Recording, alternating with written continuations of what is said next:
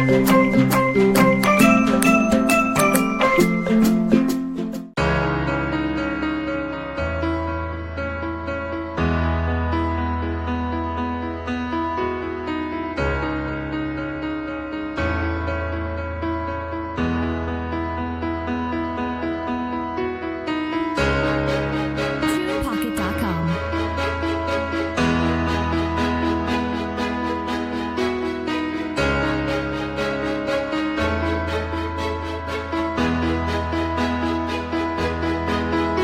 Good morning प्यारे बच्चों। हाँ, तो आज हम लोग अध्ययन करेंगे आपके भौतिक भूगोल के मूल सिद्धांत नामक पाठ्य पुस्तक से। अध्याय 8 है वायुमंडल की संरचना एवं संगठन। वायुमंडल की संरचना एवं संगठन मतलब हम लोग यहाँ पर अध्ययन करेंगे जो हमारा एटमॉस्फेयर है उसका क्या कंपोजिशन है। संगठन मतलब कंपोजिशन, और संरचना उसके स्ट्रक्चर का अध्ययन करेंगे। तो दो टॉपिक रहेंगे आज हमारे अध्ययन के, संगठन और संरचना। तो सबसे पहले हम ये समझ लें वायुमंडल क्या है। वायुमंडल जैसा कि हम जब पृथ्वी हमारी जो धरातल है उसके ऊपरी जो सतह है, पृथ्वी के सतह से ऊपर जब हम जाते हैं तो ये हमारा क्या है, वायुमंडल है। अब वायुमंडल देखिए हमारी पृथ्वी की चारों तरफ से पृथ्वी को घेरे हुए है। और है क्या ये वायुमंडल? वायुमंडल जो है विभिन्न प्रकार की गैसों का मिश्रण है। क्या है? विभिन्न प्रकार के गैसों का मिश्रण है। वायुमंडल गैसों का मिश्रण है जो कि हमारे पृथ्वी को चारों तरफ से क्या किया है, घेरे हुए हैं। इस तरीके से आप देख सकते हो ये हमारी पृथ्वी है और इसके चारों तरफ से जो आवरण है इसको घेरे हुए है। और अगर इसकी कंपोजिशन की बात करें, कंपोजिशन मतलब इसका जो संगठन है, संगठन मतलब बनावट कैसी है, कौन कौन तत्व मिलकर के वायुमंडल को बनाते हैं, तो उसमें गैस है, जलवाष्प है और धूल कण है। तीन प्रमुख तत्व हैं जो वायुमंडल को क्या करते हैं, बनाते हैं। तो ये तीन प्रमुख तत्व कौन कौन से? गैस है, जलवाष्प और धूल के कण हैं। ठीक है, अब यहाँ पर हम लोग बारी बारी से इसका अध्ययन करेंगे। उससे पहले मैं थोड़ा सा गैस के बारे में चर्चा कर लें, वायु के बारे में। देखिए वायु या गैस जो है क्या है, एक रंगहीन और गंधहीन पदार्थ है। इसमें जो है ना तो रंग होता है ना ही गंध होती है। अब जब गैस उसमें जब प्रवाह शुरू हो जाता है, गैसों की कंपोजिशन में जब प्रवाह शुरू हो जाता है यानी वो बहने लगता है गैस, तो उसे क्या कहते हैं, पवन कहते हैं या वायु कहते हैं। और वायु की अधिकता होने के कारण ही इस मंडल को जो हमारी पृथ्वी के चारों तरफ से जो घेरे हुए है इस मंडल को क्या कहते हैं, वायुमंडल कहते हैं। वायु की अधिकता के कारण ही इसको वायुमंडल कहते हैं। तो अगर हम इसके कंपोजिशन की बात करें, संगठन की बात करें वायुमंडल की, तो इसमें बहुत सारी गैसें हैं, लगभग 9 प्रकार की गैसें मुख्य रूप से हैं। लेकिन उसमें जो है कुछ ऐसी गैसें हैं जो जिनकी मात्रा आप यहाँ पर ब्लैक बोर्ड पर देख सकते हो। नाइट्रोजन सबसे अधिक है हमारे वायुमंडल में जो कि 78.8% है, और ऑक्सीजन दूसरे नंबर पे है जो 20.95% है। और ये AR मतलब आर्गन, आर्गन जो है हमारे वायुमंडल में 0.93% है, 0.93%। और चौथे नंबर पे है carbon dioxide CO2, carbon dioxide जो 0.036% है। इन चार गैसों के क्रम को आपको याद रखना है। नाइट्रोजन सबसे अधिक है हमारे वायुमंडल में, दूसरे नंबर पे ऑक्सीजन है जो लगभग 21% है। मोटा मोटी ऐसे याद रख सकते हो, ये 78% है कौन सा, नाइट्रोजन, और ऑक्सीजन लगभग 21% है। पॉइंट में अगर आपको ना ध्यान रहे तो आप 78% नाइट्रोजन याद रख सकते हो और 21% ऑक्सीजन याद रखते हो। और तीसरे नंबर पे है आर्गन, AR जो है इसका केमिकल नाम आर्गन है, इसका फार्मूला क्या है, AR आर्गन। तो आर्गन है ये 0.91% यानी 93%, यानी कि और 1% में बाकी सारे गैसें वायुमंडल में पाई जाती हैं। और जिसमें सबसे महत्वपूर्ण गैस है CO2, कार्बन डाइऑक्साइड गैस जो 0.036% है। इसके बाद नियॉन है, हीलियम है, हाइड्रोजन है, ऐसे तमाम गैसें, जेनॉन है, ठीक है। और ओजोन भी गैस एक है। इसका हम लोग यहाँ पर तीन मुख्य गैसों का यहाँ पर हम अध्ययन करेंगे जो बहुत ही महत्वपूर्ण है हमारे जीवन के लिए, हमारी पृथ्वी के लिए। उसमें सबसे महत्वपूर्ण गैस है हमारा जो है ऑक्सीजन, और उसके बाद में कार्बन डाइऑक्साइड CO2 और ओजोन। इन तीन गैसों को हम लोग यहाँ बारी बारी से थोड़ा समझते हैं। तो कार्बन डाइऑक्साइड, ऑक्सीजन की बात करें अगर, तो ऑक्सीजन जो है मनुष्य और जंतुओं के जीवन के लिए आवश्यक है। ऑक्सीजन मानव और जीवन के लिए आवश्यक है। अगर आप जीवित रहने के लिए जिस तरीके से मतलब आपको डेली खाना चाहिए ना, प्रतिदिन खाना और पानी चाहिए, चूँकि उसे हम जो है बनाते हैं, भोजन बनाते हैं फिर खाते हैं। पानी जो है समर से चला करके या कहीं से ला करके उसको हम पीने के लिए प्रयोग करते हैं। तो इसके बारे में जो है, चूँकि उसका हम जो है डेली प्रोडक्शन करते हैं, उत्पादन करते हैं, लेकिन ऑक्सीजन का हम ना प्रोडक्शन करते हैं, ना ही उसका किसी प्रकार से हम उसके लिए कोई चीज़ बनाते हैं। ऑक्सीजन को हमको प्रकृति से वो फ्री मिल रहा है, इसीलिए ऑक्सीजन के बारे में हमें जानकारी जो है उसके पर हम ध्यान नहीं देते हैं। ऑक्सीजन पर हम ध्यान नहीं देते कि ऑक्सीजन भी हमारे जीवन के लिए कितना महत्वपूर्ण है। लेकिन एक क्षण के लिए अगर आप नाक को आप जो है 10-15 सेकंड के लिए बंद करो, मुंह नाक को बंद कर लो, फिर देखो क्या मज़ा आता है। फिर तो जीवन खत्म हो जाएगा ना। भोजन तो आप व्रत रहते हो 9 दिन, हमारे देश में तो ये प्रचलन है, 9 दुर्गे का व्रत रहते हैं 9 दिन कम से कम, तो उसमें हम भोजन नहीं खाते। हमारे गांव की बच्चियां, महिलाएं तो लौंग और बतासे खाकर, पानी पीकर 9 दिन जिंदा रहती, भोजन नहीं खाती हैं। पानी भी हो सकता है, बहुत लोग निराजली व्रत रहते हैं तो पानी भी बहुत लोग नहीं पीते हैं। लेकिन अगर आप नाक और मुंह बंद कर लो 15-20 सेकंड के लिए, तो आपका जीवन खत्म हो जाएगा। तो इससे ये सिद्ध होता है कि ऑक्सीजन हमारे जीवन के लिए कितना महत्वपूर्ण है, मनुष्य और जंतुओं के लिए, मनुष्य और जीव जंतुओं के लिए। ठीक है, ऑक्सीजन बहुत ही महत्वपूर्ण है। तो और ऑक्सीजन जो है ये इसके मतलब यहाँ पर स्रोत क्या है, पृथ्वी पर ये ऑक्सीजन आए कैसे, गैसें आए कैसे, इस पर थोड़ा सा हम जो है चर्चा करेंगे। हमारी जो पृथ्वी की उत्पत्ति हुई, हमारे ब्रह्मांड की उत्पत्ति बिग बैंग सिद्धांत से हुआ था, हमने चर्चा किया था। महाविस्फोट हुआ था और उसके बाद में लगभग आज से करीब 4.6 अरब वर्ष पहले जो है हमारे ग्रहों की उत्पत्ति हुई सूर्य से। जो सौर परिवार है हमारा, उस सौर परिवार के कितने ग्रह हैं? 8 ग्रह हैं। 8 ग्रह और एस्टेरॉइड्स वगैरह, मेटेओराइड्स, ये सब मिला करके सौर परिवार कहलाता है। तो सौर परिवार की उत्पत्ति जो है आज से करीब 4.5 अरब वर्ष पहले हुई। ठीक, और उसी में हमारी पृथ्वी है। तो इसके बाद में काफ़ी समय बाद में हमारी पृथ्वी पर जो है जीवन की उत्पत्ति हुई, बारिश हुआ, और जो है बारिश के कारण बहुत सा, इसके पहले ज्वालामुखी का उद्गार हुआ। पृथ्वी पर अनंत समय तक ज्वालामुखी, लाखों वर्षों तक ज्वालामुखी का उद्गार होता रहा। और ये सब हमने अध्ययन कर लिया है पिछले अध्याय में कि ज्वालामुखी विस्फोट कैसे होता है। तो उस ज्वालामुखी विस्फोट के साथ ही जो है हमारी पृथ्वी पर तमाम प्रकार की गैसें जो अंदर थीं वो बाहर आईं, और हमारे वायुमंडल में जा करके वो जो है स्थिर हो गई। क्योंकि और ग्रहों पर गैस क्यों नहीं है भाई, ये अभी शोध का विषय है। वैज्ञानिक हमारे जो है एस्टेरॉइड्स, वो जो है हमारे जो है एस्ट्रोलॉगर जो है वो वायुमंडल में जा रहे हैं, अंतरिक्ष में जा रहे हैं, अंतरिक्ष यात्री, इसका पता लगाने के लिए। लेकिन जो है हमारी पृथ्वी पर ही ये क्यों रह पाया? क्योंकि हमारी पृथ्वी का एक गुरुत्वाकर्षण है। इस गुरुत्वाकर्षण के कारण ही जो है हम सब यहाँ पर अपना काम कर रहे हैं, जीवित हैं, वायुमंडल के कारण। तो वायुमंडल जो है हमारा गुरुत्वाकर्षण के कारण ही है। तो इस तरीके से ऑक्सीजन मनुष्य और जंतुओं के लिए बहुत महत्वपूर्ण गैस है। और इसके बाद में हम बात करें कार्बन डाइऑक्साइड की, तो कार्बन डाइऑक्साइड गैस पौधों के जीवन के लिए आवश्यक है। आपने सुना होगा कि प्रकाश संश्लेषण की एक प्रक्रिया होती है। प्रकाश संश्लेषण की प्रक्रिया के कारण पेड़ पौधे क्या है, अपना भोजन बनाते हैं। सूर्य की रोशनी से, सूर्य के प्रकाश से, जो उसमें हरे पत्ते होते हैं पेड़ पौधों में, हरे पत्तों के माध्यम से रासायनिक संश्लेषण की क्रिया होती है और उससे पेड़ पौधे अपना भोजन बनाते हैं। तो पेड़ पौधे क्या करते हैं, अपना जो है भोजन बना करके ऑक्सीजन जो है वो इनहेल करते हैं, लेते हैं, और वो कार्बन डाइऑक्साइड जो है और ऑक्सीजन को वो छोड़ते हैं। कार्बन डाइऑक्साइड इनहेल करते हैं और ऑक्सीजन को छोड़ते हैं। और मनुष्य इसका उल्टा करता है। जीव जंतु, गैया, बकरिया, भेड़, भैंस, ये सब क्या करते हैं, इसका उल्टा करते हैं। मानव, गाय, भेड़, बकरी, भैंस, ये सब क्या करते हैं, ऑक्सीजन को जो है इनहेल करते हैं और कार्बन डाइऑक्साइड को छोड़ते हैं। तो इस तरीके से ये सब कुछ जो है, ये सारी गैसें जो हम यहाँ पर बता रहे हैं, ये सब स्थिर अवस्था में है। प्रकृति में ये गैस सब अभी जो प्रकृति ने बना दिया है, ये सब इसी मात्रा में कंपोजिशन में है। लेकिन कार्बन डाइऑक्साइड गैस हमारी जो है, इसमें थोड़ा सा जो है विगत कुछ वर्षों से, 200 वर्षों से, जब से इंडस्ट्रियलाइजेशन आया है, औद्योगिकरण आया है हमारी पृथ्वी पर, जब से उद्योग धंधे लगने लगे हैं, परिवहन के साधन बढ़ गए हैं, उसके कारण क्या हो रहा है कि कार्बन डाइऑक्साइड गैस की मात्रा पृथ्वी वायुमंडल में धीरे धीरे बढ़ रही है। तो कार्बन डाइऑक्साइड की मात्रा बढ़ने के कारण, अब देखिए कार्बन डाइऑक्साइड एक और काम करता है। ये जो है क्या करता है कि जो सूर्य से जो आने वाली ऊष्मा है उसको अवशोषित करता है और पृथ्वी से जाने वाली ऊष्मा को भी अवशोषित करता है। तो इस तरीके से ये ग्रीन हाउस गैस का काम करती है। कार्बन डाइऑक्साइड क्या करती है, ग्रीन हाउस गैस का काम करती है। अगर कार्बन डाइऑक्साइड गैस नहीं होती हमारी वायुमंडल में तो हमारा पृथ्वी भी वीरान होता, बहुत शुष्क होता, सूखा होता, ठंडा होता।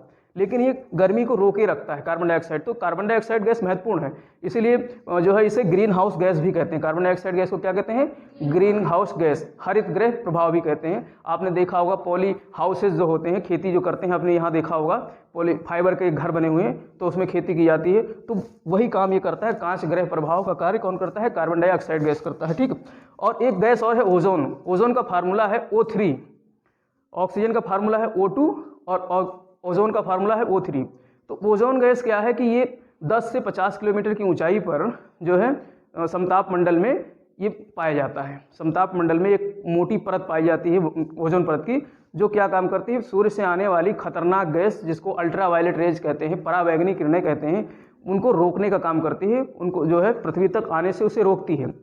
अगर वो गैसें, वो अल्ट्रावायलेट रेज जो सूर्य से आती हैं, अगर पृथ्वी पर हमारे आ जाएं तो यहाँ पर बहुत सारी बीमारियाँ होंगी। झुलसा रोग हो जाएगा, ये सब झुलस जाएंगे जो है हरियाली, और इसके अलावा मनुष्य को मोतियाबिंद जैसी बीमारी हो जाएगी, और हमारे त्वचा में जो है त्वचा कैंसर जैसी बीमारियां हो जाएंगी। तो इनसे जो है ओजोन गैसें इनको अल्ट्रावायलेट किरणों को रोक करके हमारे जीवन की रक्षा करती हैं। तो ये महत्वपूर्ण है। ठीक इसी प्रकार से और सब अन्य गैसें हैं। तो ये हमारा, और ये तो हमारा गैस हो गया। ये हमने कंपोजिशन में, वायुमंडल की संगठन में हमने गैस के बारे में पढ़ा। अब हम यहाँ पर पढ़ेंगे जलवाष्प। हमारे संगठन का जो दूसरा मुख्य तत्व है हमारे वायुमंडल का, जलवाष्प है। अब देखिए, जलवाष्प भी एक गैसीय अवस्था है, गैसीय पदार्थ है जलवाष्प भी। अब ये जल जब गैस रूप में वायुमंडल में पहुंचता है तो उसको क्या कहते हैं, जलवाष्प कहते हैं।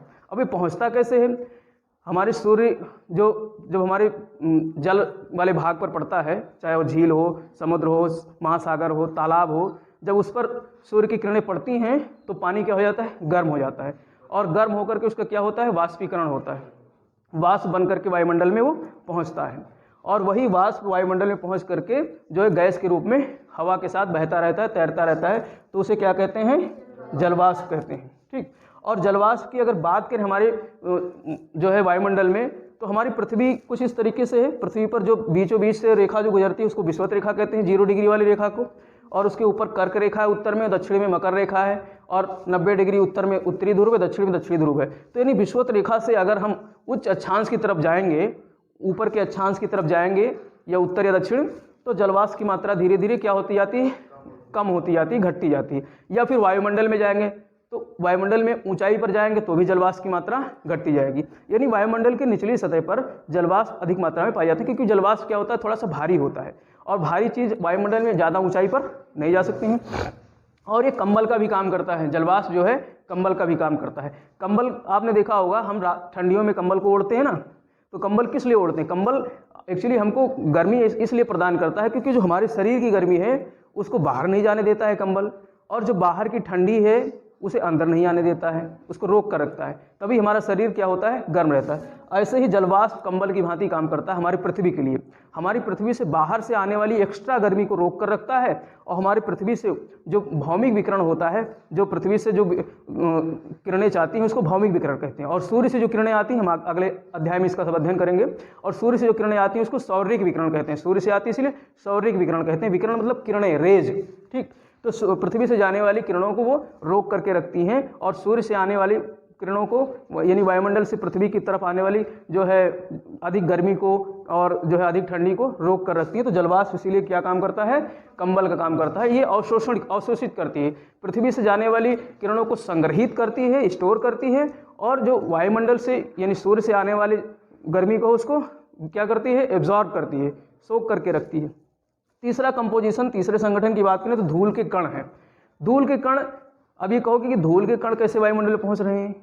हमारे वायुमंडल में ये तीनों बहुत महत्वपूर्ण है। अगर ये तीनों नहीं हो तो हमारा वायुमंडल, आज आप कोहरा देख रहे हो पड़ रहा है, ये सब कोहरा संभव नहीं हो पाता। अगर ये कण नहीं होते, वहाँ पर धूल के कण, जलवाष्प नहीं होते तो कोहरा नहीं पड़ता। हम आगे जो है चैप्टर आएंगे तो उसमें कोहरा भी इसकी चर्चा करेंगे, वर्षा के बारे में भी अध्ययन करेंगे। तो इस तरीके से धूल के कण हमारे वायुमंडल में कैसे पहुँचते हैं। जब आंधी तूफान आता है तो आंधी तूफान के साथ में मतलब महीन रेत के कण उड़ते हैं, और कभी भी चक्रवात ऐसे देखा होगा इस तरीके से घूमते हुए ऊपर तक चला जाता है, तो उसके साथ में धूल के कण वायुमंडल में ऊपर तक चले जाते हैं, और ऊपर जाकर के वो सस्पेंड हो जाते हैं, लटकते रहते हैं वायुमंडल में जाकर। महीन कण होते हैं तो वो लटकते रहते हैं, उड़ते रहते हैं, तैरते रहते हैं। ठीक, और समुद्र में, हमारा समुद्र बहुत बड़ा जो है नमक का स्रोत है, तो वाष्पीकरण जब होता है तो वाष्प के साथ नमक के कण भी वायुमंडल में चले जाते हैं, तो नमक के कण भी वायुमंडल में तैरते रहते हैं, वो भी ठोस पदार्थ है। तो धूल, ये कण, ये पदार्थ क्या होते हैं, ठोस पदार्थ होते हैं। धूल के कण क्या होते हैं, जहाँ गैस और जलवाष्प हमने देखा गैसीय अवस्था में है, वहीं अब ये गैस तो गैस हो गया, जलवाष्प द्रव अवस्था में, पानी ही तो है जलवाष्प वहाँ गैस के रूप में, और धूल के कण ठोस पदार्थ। तो इसलिए हम एक यहाँ पर वाक्य कह सकते हैं, हमारे वायुमंडल की रचना कैसे हुई है, तीनों तत्वों से हुई है, गैस, जल और ठोस, तीनों प्रकार के जो पदार्थ पाए जाते हैं, उन तीनों पदार्थों से हमारे वायुमंडल की संरचना हुई है। तो धूल के कण में जो है मतलब धूल पहुंच रहा है, राख पहुंच रहा है। वायुमंडल में जब ज्वालामुखी का उद्गार होता है तो वायुमंडल में बहुत भारी मात्रा में राख के कण पहुंच जाते हैं। ठीक है, जब हमने वायुमंडल वो उसमें ज्वालामुखी पढ़ा था तो वहाँ बताया था कौन कौन से पदार्थ निकलते हैं ज्वालामुखी से। तो बहुत सारे जो है इसी तरीके से जो है राख के कण निकल जाते हैं। और आपने देखा होगा ट्रक जा रहा होता है और पीछे से कालिक फेंकता है, ढुर, देखा है ना, जैसे ही उसने एक्सीलेटर खींचा काला काला राख निकलता है, कालिक। तो ये कालिक, उसको सूट बोलते हैं, कालिक भी वायुमंडल में पहुंच जाता है। ठीक है, तो ये सब जरूरी है पहुंचना, लेकिन एक निश्चित मात्रा में होना चाहिए, क्योंकि ये सारे काम क्या करते हैं, धूल के कण तो मुख्य रूप से क्या काम करता है, वो जो है आर्द्रताग्राही जो है केंद्र होते हैं, आर्द्रताग्राही केंद्र होते हैं। आज जो कोहरा आप देख रहे हो पड़ रहा है, ये कोहरा पड़ने के कारण धूल के कण है वायुमंडल में।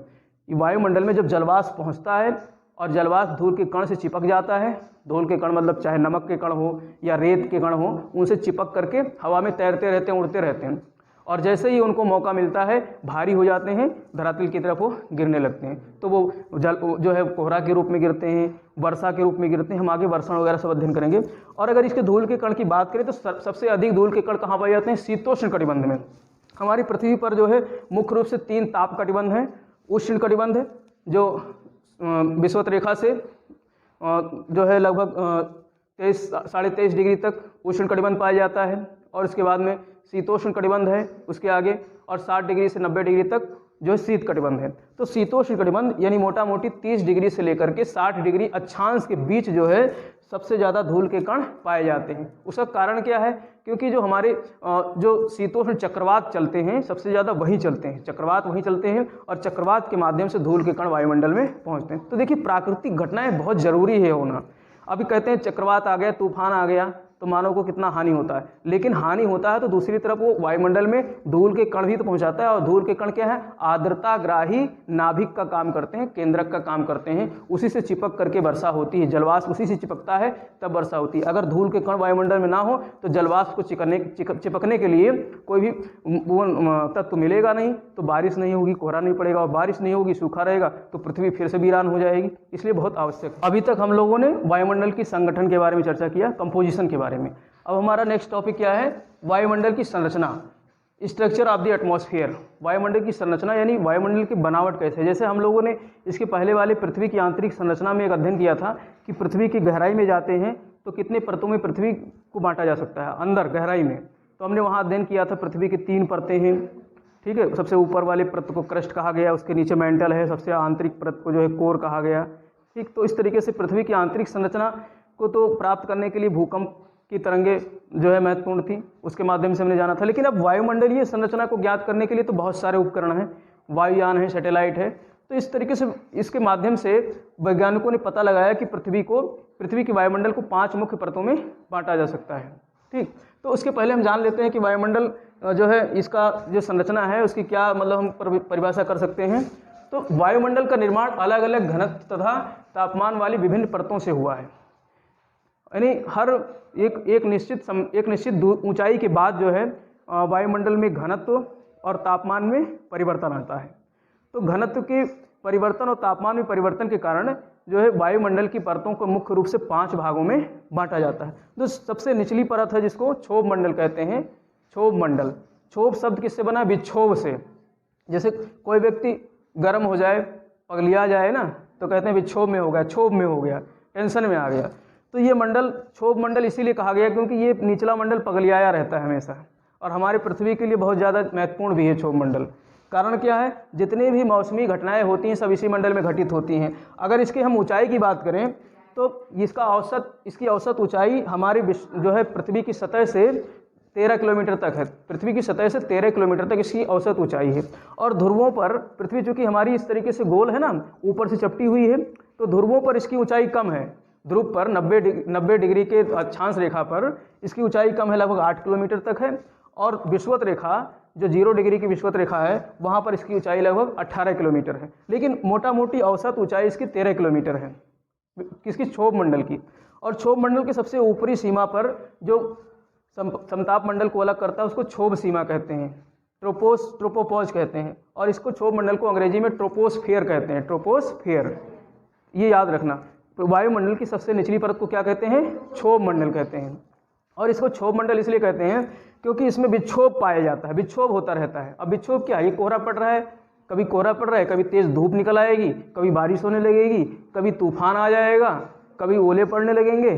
तो ये सब क्या है? विक्षोभ है। हमारी पृथ्वी पर ये सब विक्षोभ क्षोभ मंडल के कारण ही होते हैं, इसलिए इसको क्षोभ मंडल कहते हैं। और यही कारण है कि इसमें सभी मौसमी घटनाएं घटित होती हैं। हमारे इस वायुमंडल की निचली परत में, क्षोभ मंडल में जितने भी मौसमी घटनाएं हैं, जलवायु के तत्व और मौसमी घटनाएं सब कहाँ घटित होती हैं? क्षोभ मंडल में। अब मौसमी घटनाएं कौन कौन सी हो जाएंगी?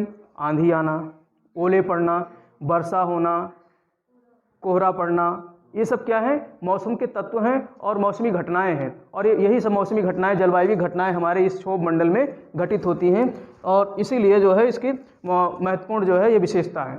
और अगर यहाँ पर तापमान की बात करें तो तापमान ऊंचाई बढ़ने के साथ में इसमें घटता जाता है। अब आप कहेंगे कि ऊपर जाते हैं वायुमंडल में तो तापमान बढ़ना चाहिए। हमने पिछले लेसन में, लेक्चर में चर्चा भी किया था कि तापमान क्यों घटता है। तो ये तापमान घटने की जो दर है, 165 मीटर ऊपर जाने पर 1 डिग्री सेल्सियस तापमान क्या हो जाता है?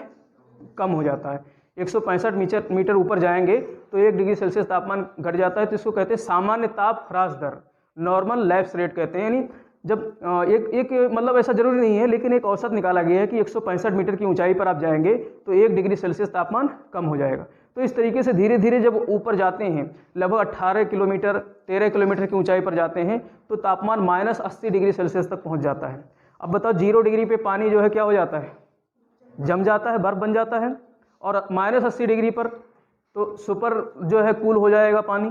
तो वहाँ पर जो है इसीलिए बड़े बड़े पत्थर, आइस के टुकड़े पाए जाते हैं। और वो जब पृथ्वी की तरफ गिरते हैं तो कभी कभी जो है छोटे छोटे ओलों के रूप में बारिश होती है ना, तो वो बड़े बड़े बारिश के उसके ओलों के टुकड़े जो है जब हमारे वायुमंडल में प्रवेश करते हैं, हमारी पृथ्वी की तरफ आते हैं तो घर्षण के कारण वो पिघलने लगते हैं, गर्मी के कारण नीचे आएंगे तो जो है तापमान बढ़ता जाता है क्षोभ मंडल में, ऊपर जाएंगे तो तापमान घटता जाता है।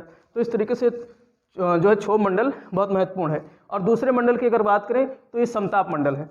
अब समताप मंडल और क्षोभ मंडल को जो एक मेखला अलग करती है उसको क्षोभ सीमा कहते हैं। जब यानी समताप मंडल और क्षोभ मंडल दोनों की विशेषताएं जिस परत में पाई जाती है उसको क्या कहते हैं? क्षोभ सीमा, ट्रोपोपॉज कहते हैं। अब ये समताप मंडल 13 किलोमीटर की ऊंचाई से लगभग 50 किलोमीटर की ऊंचाई तक वायुमंडल में पाया जाता है। और इसका नाम समताप मंडल इसलिए पड़ा है क्योंकि यहाँ पर लगभग तापमान समान रहता है। तापमान के आधार पर ही तो 5 मंडल बांटे गए हैं, तो यहाँ पर तापमान लगभग समान रहता है। क्षोभ मंडल में तापमान ऊपर बढ़ते हैं तो घटता जाता है, लेकिन समताप मंडल में तापमान लगभग समान रहता है। नीचे वाले यहाँ तक नीचे वाले इस तरीके से अगर चित्र बनाएंगे तो यहाँ तक तापमान समान रहता है। लेकिन जब ऊपर जाते हैं 35 से 50 किलोमीटर की ऊंचाई पर तो तापमान फिर बढ़ने लगता है धीरे धीरे। कारण क्या है कि इसी समताप मंडल में एक गैस की परत पाई जाती है, ओजोन परत, O3 जो हमने बताया था। तो इसको बहुत सारे विद्वान जो है ओजोन लेयर, ओजोन परत के रूप में भी अलग अध्ययन करते हैं क्योंकि ये बहुत महत्वपूर्ण है। इसकी चर्चा हम लोग पहले कर चुके हैं, ठीक है, ओजोन के बारे में। तो ओजोन क्या काम करती है? परावैंगनी किरणों को पृथ्वी से आने से रोकती है और ऊष्मा को भी रोकती है। तो इस तरीके से यहाँ पर समताप मंडल की ऊपरी परत में जहाँ पर इसका कंसंट्रेशन ज़्यादा पाया जाता है, लगभग 35 से 50 किलोमीटर की ऊंचाई पर, तो वहाँ तापमान पुनः बढ़ने लगता है समताप मंडल में, ठीक है। तो इस तरीके से ये जो है समताप मंडल में जो है सबसे महत्वपूर्ण जो परत है वो प्रश्न ये आ सकता है कि ओजोन परत निम्नलिखित में से किस परत के अंतर्गत पाया जाता है। तो वहाँ पर आपके लिए ऑप्शन आएंगे, 4 ऑप्शन: क्षोभ मंडल, समताप मंडल, मध्य मंडल, आयन मंडल। तो कौन से पे टिक लगाना है? समताप मंडल। समताप मंडल के ऊपरी जो है भाग में ओजोन परत पाई जाती है, इसीलिए समताप मंडल के ऊपर तापमान में वृद्धि होने लगती है। अब हमारा नेक्स्ट मंडल है मध्य मंडल। मध्य मंडल, अब देखिए इसका मध्य मंडल नाम पड़ा है मेसोस्फीयर इंग्लिश में कहते हैं, क्योंकि ये बीच में है। इसके नीचे क्या है? क्षोभ मंडल और समताप मंडल, इसके ऊपर क्या है? आयन मंडल और बहिर्मंडल। तो बीच वाले मंडल को क्या कहते हैं? मध्य मंडल या मेसोस्फीयर कहते हैं। अब इसको जो अलग करती है पेटी, संक्रमण पेटी। संक्रमण का मतलब होता है जहाँ पर मतलब विशेषताएं एक दूसरे की मिलती हों, एक दूसरे की विशेषताएं मिलती हों, उसको संक्रमण कहते हैं। तो यहाँ पर एक संक्रमण मेखला पाई जाती है जिसको समताप सीमा कहते हैं। समताप, यहाँ क्षोभ सीमा नाम था, यहाँ समताप सीमा नाम था। इसको जो है स्ट्रेटोपॉज कहते हैं। स्ट्रेटोस्फीयर जो है समताप मंडल को अंग्रेजी में कहते हैं और स्ट्रेटोपॉज जो है इसको कहते हैं समताप सीमा को। तो अंग्रेजी में भी याद रखना है, क्योंकि कभी कभी प्रश्न अंग्रेजी में सीधे पूछ देगा कि स्ट्रेटोपॉज किसको अलग करती है। तो स्ट्रेटोपॉज मध्यमंडल और समतापमंडल को अलग करती है। तो अब ये मध्यमंडल में क्या होता है कि मध्यमंडल में तापमान में गिरावट फिर से शुरू हो जाती है। यहाँ पर समताप मंडल में तापमान स्थिर रहता है, लेकिन ऊपरी परत में तापमान बढ़ने लगता है क्योंकि ओजोन लेयर पाई जाती है। लेकिन मध्यमंडल की विशेषता क्या है, यहाँ पर तापमान फिर से पुनः गिरने लगता है और तापमान गिर करके जो 80 किलोमीटर की ऊंचाई है, यानी मध्यमंडल का विस्तार 50 किलोमीटर से लेकर लगभग 80 किलोमीटर की ऊंचाई तक पाया जाता है। अब यह 80 किलोमीटर की ऊंचाई पर जाते जाते तापमान गिर करके लगभग -100 डिग्री सेल्सियस तक पहुँच जाता है, -100 डिग्री सेल्सियस तक पहुँच जाता है। कहाँ पर? 80 किलोमीटर की ऊंचाई पर। और 80 किलोमीटर की ऊंचाई इस मध्यमंडल की क्या है? सीमा रेखा है। और इसी सीमा रेखा पर जाकर के तापमान -100 डिग्री सेल्सियस तक पहुंच जाता है। तो ये मध्यमंडल की विशेषता है, इसके अलावा ज़्यादा इसके बारे में जानने की आवश्यकता नहीं है आपको फर्स्ट ईयर क्लास में। और इस पे जो सबसे ऊपरी संक्रमण मेखला है उसको मध्य सीमा कहते हैं, मेसोपॉज कहते हैं। अंग्रेजी में क्या कहते हैं? मेसोपॉज। और मध्यमंडल को मेसोस्फीयर कहते हैं और इसको मेसोपॉज कहते हैं। तो मेसोपॉज आयनमंडल और मध्यमंडल को क्या करता है? अलग करता है। यहाँ पर भी एक संक्रमण पाया जाता है। आयनमंडल की विशेषता और मध्यमंडल दोनों की विशेषता मिश्रित रूप से पाई जाती है। तो अब आयनमंडल सबसे महत्वपूर्ण मंडल ये भी है। आयनमंडल की अगर बात करें तो इसमें विद्युत आवेशित कण पाए जाते हैं। विद्युत आवेशित कण पाए जाते हैं जिसको आयंस कहते हैं।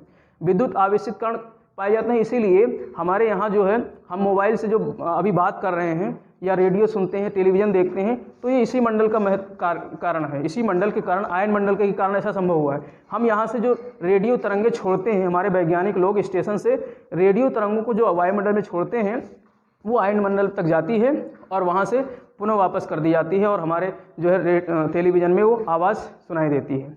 वो यही कारण है आयन मंडल में। तो आयंस पाए जाते हैं यहाँ पर, धनायन और ऋणायन, दो आयंस पाए जाते हैं, धनात्मक और ऋणात्मक आयंस पाए जाते हैं। और इसके कारण कभी कभी बहुत विद्युत आवेशित तरंगों के कारण कभी कभी बहुत ज़्यादा प्रकाश वायुमंडल में दिखाई देता है। तो वो प्रकाश यही आयन मंडल में ही जो है घटित होती है, जिसको अरोरा ऑस्ट्रियालिस और अरोरा बोरियालिस कहते हैं। जब वहाँ पर जो है आपस में धनात्मक और ऋणात्मक कण जो है आयंस आपस में टकराते हैं तो बहुत बड़ी बिजली उत्पन्न होती है। और उस बिजली उत्पन्न होने की क्रिया को क्या कहते हैं? अरोरा ऑस्ट्रियालिस और अरोरा बोरियालिस। तो ये चमक यहाँ उत्पन्न होती है आयन मंडल में। और इसके अलावा जो है इसमें तापमान में फिर से वृद्धि होने लगती है। आयन मंडल में तापमान पुनः बढ़ने लगता है। यहाँ क्षोभ मंडल में तापमान घट रहा था और आयन मंडल में जाकर के तापमान पुनः बढ़ने लगता है। अब हमारा नेक्स्ट है बहिर्मंडल। अब ये आयन मंडल, इसका थोड़ा सा ये विस्तार भी देख लेते हैं। 80 किलोमीटर से लेकर 400 किलोमीटर तक इसका विस्तार पाया जाता है। आयन मंडल का 80 किलोमीटर से लेकर के 400 किलोमीटर तक इसका विस्तार पाया जाता है। और 400 किलोमीटर से बाहर एक मंडल है जिसको कहते हैं बहिर्मंडल या बाह्य मंडल, एक्सोस्फीयर अंग्रेजी में कहते हैं, एक्सोस्फीयर। तो ये इसके ऊपर अंतरिक्ष की सीमा शुरू हो जाती है। इसके बाद जाएंगे तो वहाँ अंतरिक्ष की सीमा 400 किलोमीटर से ऊपर क्या शुरू हो जाता है? अंतरिक्ष की सीमा। जो हमारे अंतरिक्ष यात्री लोग हैं, एस्ट्रोनॉट वगैरह हैं, वो अंतरिक्ष मंडल में वहीं जाते हैं, वायुमंडल से क्रॉस करके ऊपर जाते हैं। हमारे सैटेलाइट्स जो है 2 प्रकार के सैटेलाइट्स होते हैं, पोलर सैटेलाइट्स और जियो स्टेशनरी सैटेलाइट्स। तो जो पोलर स्टेशनरी सैटेलाइट्स हैं वो लगभग 600-800 किलोमीटर की ऊंचाई पर, यानी कि वायुमंडल के ऊपर जो है वो स्थिर होते हैं। और एक जो जियो स्टेशनरी होते हैं भूस्थिर कक्षा में, वो 36,000 किलोमीटर की ऊंचाई पर होते हैं, जो पृथ्वी का मतलब चक्कर लगाते हैं एक ही स्थान पर। और जो पोलर सैटेलाइट होते हैं वो चारों तरफ पृथ्वी का चक्कर लगाते हैं, जैसे कि हमारा चंद्रमा पर चक्कर लगाती है। तो इस तरीके से ये बहिर्मंडल की विशेषता हो गई कि, और बहिर्मंडल में क्या है कि इसमें चूंकि सबसे ऊपर है और गैस, जो भारी गैस है वो नीचे पाई जाती हैं और जो हल्की गैसें हैं वो बाहर ऊपर पाई जाती हैं। वही भारी चीज़ होगा तो पृथ्वी की तरफ खींच के आएंगी ना। तो अब जैसे कार्बन डाइऑक्साइड गैस है, इसमें नहीं पाई जाएगी क्योंकि भारी गैस है। ऑक्सीजन, नाइट्रोजन, ये सब गैसें यहाँ नहीं पाई जाती। यहाँ हाइड्रोजन, हीलियम हल्की गैसें पाई जाती हैं। और हाइड्रोजन, हीलियम जब हमारी पृथ्वी बनी थी तब हमारी पृथ्वी पर ज़्यादा गैसें थी, लेकिन क्योंकि धीरे धीरे हमारी पृथ्वी का गुरुत्वाकर्षण वायुमंडल बनने लगा तो ये गैस बाहर धकेल दी गई। जो हाइड्रोजन और हीलियम जैसी हल्की गैसें बाहर चली गई और ऑक्सीजन, कार्बन डाइऑक्साइड, नाइट्रोजन, ये गैसें हमारी पृथ्वी पर रहेगी। उनकी आवश्यकता भी थी, जीवन इसी से हुआ है। नाइट्रोजन से भी जो है नाइट्रोजन, ऑक्सीजन और कार्बन डाइऑक्साइड ये बहुत महत्वपूर्ण गैसें हैं। और एक जो है ओजोन, ओजोन परत में तो छिद्र भी दिखाई दे रहा है। वैज्ञानिकों ने पता लगाया है कि छेद भी ओजोन परत में हो चुका है अभी। और ये जब छिद्र अगर बड़ा होता चला जाएगा तो हमारे लिए बहुत बड़ी समस्या उत्पन्न हो जाएगी। तो इस तरीके से ये यहाँ से बहिर्मंडल, इसकी सीमा यहाँ से प्रारंभ हो जाती है। तो इस तरीके से ये बहुत छोटा चैप्टर था, इसको हमने जो है एक ही जो है लेक्चर में समाप्त कर दिया। अब हम लोग इसमें जो प्रश्न है उसको हल करेंगे। आप लोग किताब लाए नहीं हो, नहीं तो प्रश्न भी हम हल करा देते, और इसके बाद हम नेक्स्ट जो है चैप्टर करेंगे।